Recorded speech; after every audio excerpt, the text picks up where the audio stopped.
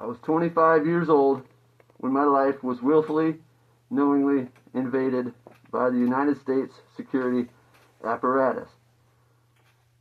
A drone surveillance system deployed all over the United States of America, especially heavy in Collier County, Florida. Collier County Sheriff's Office, federal agencies, and personnel know of the deployment and uses of this application on the Southwest Florida population, while the average citizen has zero clue there is a drone or 5 overhead at night, 24 hours a day, 7 days a week, videoing and recording all of your movements to and fro. You no longer have privacy or constitutional or civil liberties. They all have been seized by department overreach. There is no oversight because this truth has never been publicly acknowledged. Even the admittance of such drone use applications on the populace are not publicly told to the citizens. It's a secret the people need a say in. Hopefully my story will apply the right pressure where needed. If you don't want drones overhead 24/7, please like and subscribe. Lots more to say. If you think for one instance it's for national security purposes, that's what satellites are for. Drones are way too invasive. Here's my story on what happens when you see what is supposed to be and kept hidden from the people. Hello, my fellow Americans. Hopefully this is one of the most important stories that you'll hear all year. I'm here to inform the masses that the U.S. government has a surveillance apparatus that is over your head, recording your every move at every second. And the U.S. government does not acknowledge the use of these systems, drones, on the U.S. population. My story proves they have and they do use these systems on our soil against fellow American citizens. Department of Homeland Security has thousands of drones overhead at all times. At some point, the truth of these systems need to be told to the voters and Americans.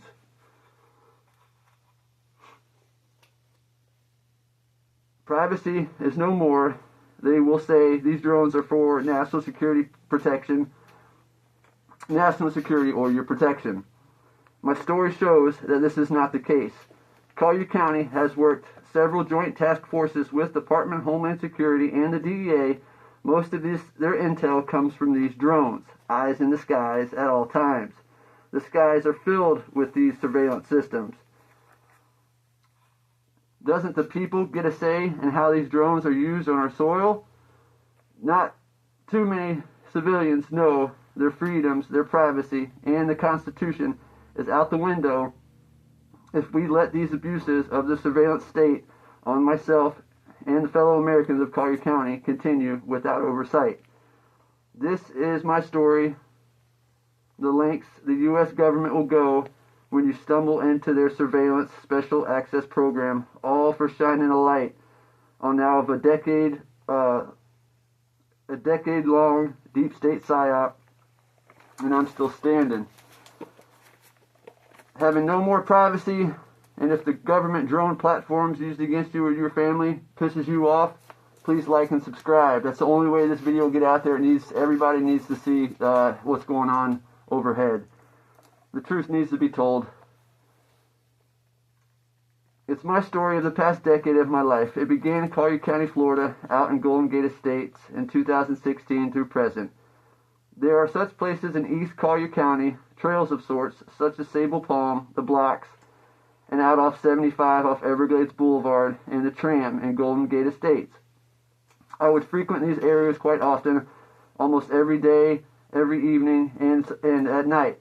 Lights in the skies are nothing new over Golden Gate. Lots of people see these lights, but I can guarantee that no one has had the full weight of the U.S. government bring down the full force of an undercover op being ran against me since 2016. After months of seeing what looked like your average star after the sun goes down in Golden Gate Estates, these drones that resemble a star are flown into position at dusk. As the sky darkens, these drones move with the stars, and you can't tell the difference with your naked eye unless you watch them fly into orbit at dusk. So it began. Each evening, I would go out into the woods and shine these lights with my little flashlight, turning my light on and off, letting them know that I see them, shining them. After countless nights of this, these lights, drones, started to play along, turning on and off. Several of them would maneuver across the sky, dancing and moving in all sorts of ways, drawing and keeping my focus for months to come. Unbeknownst to me, this government organization put down roots just 2 doors down from my family's residence off 951 3rd Avenue Northwest. They purchased West Durham's old childhood home, which ultimately led to me realizing that the feds had moved next door. At our property, I noticed someone, the neighbor, had cut his way through the Brazilian pepper that was along a cross fence in the back of our property along the fence line, which looked to be like with loppers or some branch cutters. So I knew the feds were next door. My boxer, Lola, also knew we had a new intruder. Our family boxer of 8 years old could smell his intrusions on our property and became very interested in that fence line. One morning, I watched her stroll over and go through the woods headed towards that Fed's property, the Fed's newly acquired property. She never came home. I drove over to his house in my truck and asked him if he'd seen my dog. His response, "You'll find her. She's not far." My gut instantly told me this son of a bitch knows where my dog is. I drove home, parked the truck, and walked the back acre of our property towards before where I saw Lola go a few hours ago. As I got behind the Fed's house, the Durham old residence, back in the woods directly behind his house, I find drag marks. I grew up hunting. I knew something fresh was drugged through this trail. So I followed the trail 500 to 800 feet. At the end of this trail, there was Lola. My baby, our fucking family pet, dead, poisoned to death by the undercover at the end of my road at the old Durham residence. My dog had been too curious, smelling the new scents, and the undercover could not do his own work on me without my dogs roaming as they had for the last 10 years or so at that residence. So he killed her. He was right. I would find her, but no longer alive.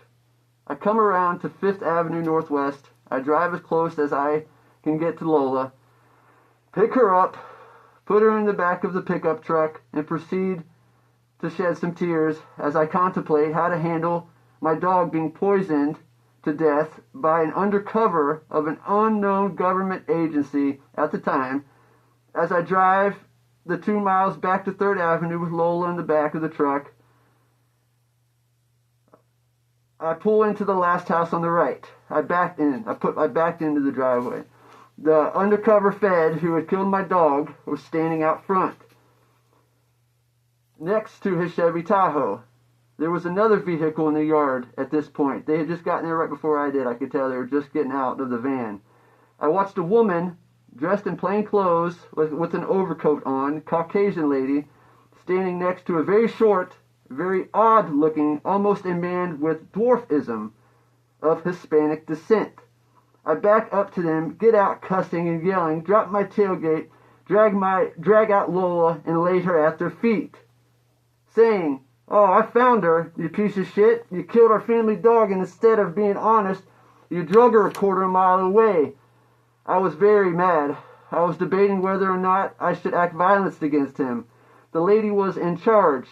The short guy put his hand on his weapon in his lower back, acting as though he was about to pull his gun on me. So then I turned my attention to this little guy, and I'm screaming at him, "What are you going to do, shoot me?" It was a day I'll never forget. It'll be easy to find this man. This lady and the dwarf were definitely not your average cop. I'm pretty sure at this point it was very dark, possibly special access program intel personnel. Time will tell. I could go on and on about that dog story. That could take a whole day.